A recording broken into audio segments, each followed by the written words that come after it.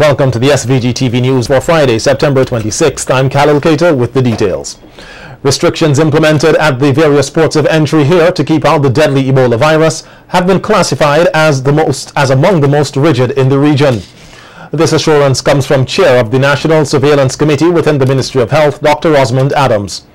Adams told SVG-TV News that visitors from Nigeria must provide a medical certificate and the results of a PCR test not older than 7 days. However, nationals from countries such as Sierra Leone, Guinea, and Liberia will outrightly not be allowed in the country. He, however, cautioned Nigerian nationals that the authenticity of medical certificates provided will first need to be verified before being allowed into the country. Meanwhile, Dean of Academic Affairs at the All Saints Medical School here, Dr. Waisam Al-Hasid, says that the institution is fully compliant with the policy implemented by the Ministry of Health to keep out the Ebola virus. On September 1st, the ministry announced that persons who visited countries affected by the Ebola virus during a 28-day period before arriving in this country will be denied entry if they do not present a negative blood test result for Ebola. Dr. Al-Hasid told SVG-TV News this information is passed on to prospective students before coming to SVG, and that the school stands ready to assist in whatever way it can to ensure the regulations are being followed. Meanwhile, SVG-TV News understands that one of the 4 Nigerian students who are currently under secure public health observation has less than a week to go to complete the required observation period as stipulated by the Ministry of Health, Wellness and the Environment. The student is said to have been under observation for almost 21 days now. Chief Medical Officer Dr. Simone Kieser-Beach told SVG-TV News the 3 other students came in subsequently with partial documentation indicating their Ebola-free status, and once the necessary requirements are met, they will then be released. The proposal being put forward to have the St. Vincent and the Grenadines Community College become a university college of the University of the West Indies promises to bring significant benefits to learning and the delivery of education in SVG. So says Director of the SVG-CC, Nigel Scott, who says that becoming an entity of the UWI will give the students at the community college here better access to university programs and facilities such as online libraries. We'll be offer, as I said, more UWI programs. We'll be able to offer more UWI programs, and our lecturers will also have the facility of greater sharing facility with UWI, greater training opportunities as well. And mind you, the UWI is not making this advance to all of the community colleges in the region. But they have recognized it, and that in our very short lifespan as a community college, we have made tremendous strides. Meanwhile, Scott maintains that the college is pre-accredited and has already begun the process for full accreditation, which he says will be a further plus for the institution.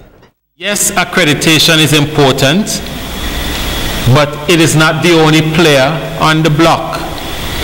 Recognition is extremely important, and recognition comes from the quality of your program, and it is a quicker process to get recognition than to get accreditation.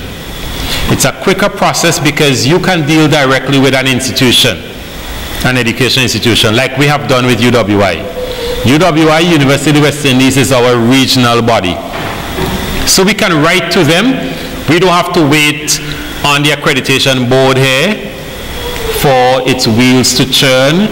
We can simply write to the University of the West Indies at any time and say to them, we have this associate degree program that we have developed. It has now run 2 years, 3 years. Yes, we know students can use it to matriculate into a 3-year bachelor's program, but we would love them to get advanced placement. Come and do an assessment for us. And earlier today, SVG-TV News visited the Community College Division of Arts, Sciences and General Studies and spoke with some of the students to get their feedback on the current discussion surrounding the quality and value of their associate degrees. The students say while they were disheartened by some of the comments made, they have no plans to discontinue their studies and associate degrees at the college. It was a bit hard to sink in, but afterwards when I heard the director speak to us about what was really going on, he told us that the associate's degree, we can continue, and that university, it is recognized in universities. So I will continue my studies, and because it is recognized. So have you ever had any feelings of discontent since the news broke? Yes, I was really discouraged, but I will continue my studies as long as it is recognized, because universities, it said, accepts the associate's degree once you have a 2.5 to 2.7 GPA. When hearing the news that the associate degree program is not being accredited in college, I didn't pay any mind to it, because there's a difference between accreditation and recognition. Although it may not be accredited, it is recognized throughout the Caribbean and throughout the world. So with the associate degree, you can get jobs and you can get into universities. Although it is not accredited, it is being recognized. So I didn't really pay much mind to it, and I didn't want to discontinue my studies, because I know I have put in a lot of work, and at the end of the day, I want to earn my associate degree. It's not accredited, but we are recognized around 2,000 institutions around the world. So the deputy director already explained to us the situation already, but we are okay with it, because once we are recognized, that means we can further our education to other institutions around the Caribbean. So at any time did you feel discouraged or wanted to discontinue studies? Yeah, when we found out that it was not accredited, some of us were thinking, like, why are we doing the program, because it's like we're wasting money. But when he explained that the situation and the college itself is not accredited, but it's on the road to be accredited, it was already registered, then we just came to the discussion that, okay, we will do the program because we are recognized in certain institutions.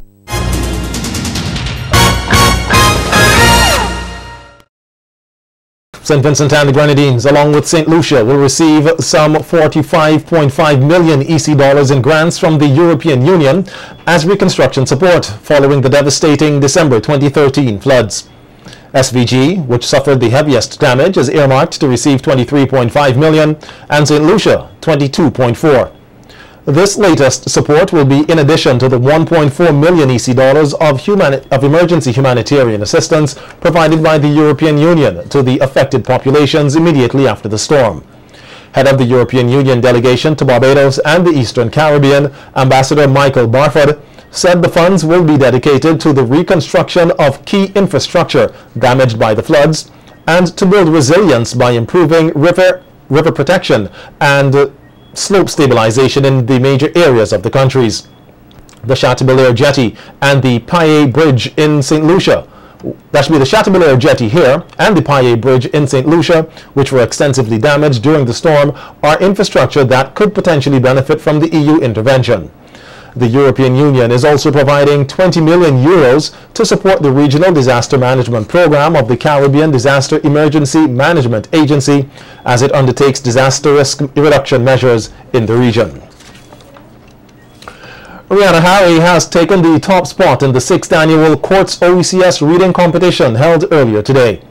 From the preliminaries, 7 students were selected for today's finals held at the French's House. The finalists were judged in 2 categories, the reading of a narrative and a news item. In the narrative category, Brielle Compton of the Beckway Anglican Primary finished 3rd, Anelia Cato of the Kingstown Preparatory School was 2nd, and 1st place went to Harry of the Windsor Primary. For the news item category, Rihanna Blake placed 3rd, Anelia Cato of Prep School 2nd, and Harry again came out on top.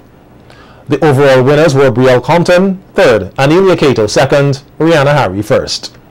Harry will get the opportunity to participate in the regional leg of the reading competition in Grenada on October 16th. She will also have the opportunity to read 1 segment of news here on SVG-TV News, along with a host of other prizes from various sponsors. Here's a look at the top finalists reading in the narrative category. Was a water bearer in India who had 2 large pots, each hung on each end of a pole, which he carried across his neck. One of the pots had a crack in it, and while the other pot was perfect and always delivered a full portion of water at the end of the long walk from the stream to the master's house, the cracked pot arrived only half full. That pot was ashamed of its own imperfection and miserable that it was able to accomplish only half of what it had been made to do. After 2 years of what it perceived to be a bitter failure, it spoke to the water bearer one day by the stream. I am ashamed of myself, and I want to apologize to you. Why? Asked the bearer. Without you being just the way you are, he would not have this beautiful to grace his house. Each of us has our own unique flaw, but it's the cracks and flaws we each have that make our lives so very interesting. You've just got to take each person for what they are and look for the good in them. The other finalists were Zonique Williams of the Georgetown Primary School, Shamia Jones of the Beckway Seventh-day Adventist, and Kajay Jack of the Connery Government. Meanwhile, at today's event, Senior Manager at Courts SVG Limited, Michelle Samuel, urged parents to encourage their children to read more. Samuel said children imitate their parents and added that studies show that children who have their parents read to them are much more likely to be better readers than those whose parents do not read to them or encourage them to read. 15-year-olds whose parents often read with them during their first year of primary school show markedly higher literacy scores than those whose parents read with them infrequently or not at all. Parents' engagement with their children's reading life has a positive impact on their children's reading performance. Parents, please read with your children. Let them see you reading. Students whose parents reported that they had read a book with their child every day, or almost every day, or once or twice a week during the first year of primary school performed much higher in that survey than students whose parents reported that they had done this never or almost never, or once or twice a month. A word of warning: if you don't do so now, read to your children.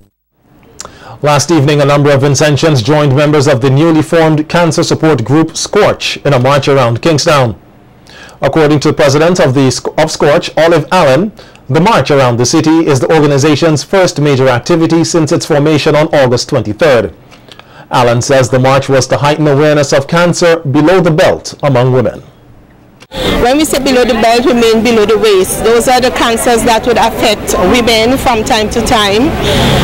You have cervical cancer, vaginal cancer, cancer of the vulva, and these technical persons will tell you a little bit more about them. The month of September is being celebrated internationally. We are participating in a Globathon, which is a worldwide activity to sensitize the general public to the dangers and getting rid of, eradicating, getting the awareness out there of these different types of cancer. Supporting member of Scorch, Dr. Lauren McHale, says she is very pleased by the turnout at the march. The aim is that each step, each small step can make a big difference. And what we want to promote is awareness. We want to promote early detection so that we can start treating earlier and then our patients can have better prognosis.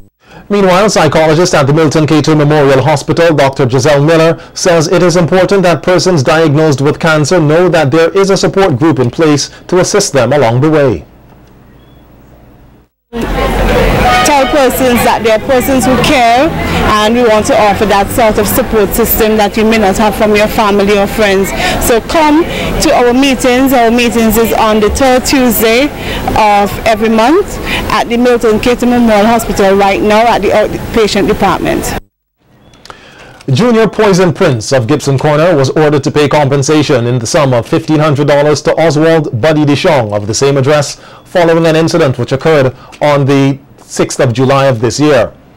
This order was given by Magistrate Carla James this week after Prince was found guilty of a charge of causing grievous bodily harm to DeShong. He was ordered to pay $750 forthwith or face 3 months in prison.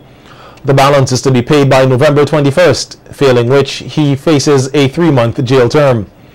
Prince was also ordered to keep the peace. That he was also bonded to keep the peace for 6 months in the sum of $1,500. The court heard that on the date in question of the offense, both men were involved in an argument over monies reportedly owed to Prince by DeShong, and it was during this time that Prince struck DeShong on the left jaw with a stone, resulting in an injury. DeShong was hospitalized for 4 days at the Milton Cato Memorial Hospital.